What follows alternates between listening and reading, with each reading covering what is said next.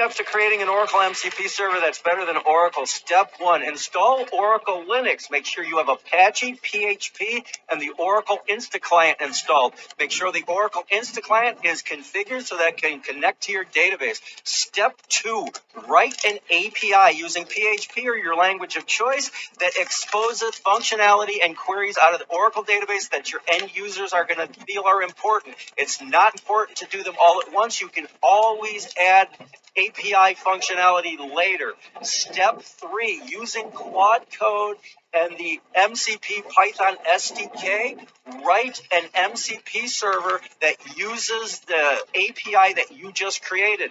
Now, one thing that is critical, you have to document that API very well, because it's the documentation of the API that tells the LLM what the capabilities of the MCP server. So this is 3 easy steps to creating an Oracle MCP server that honestly is better than Oracle's.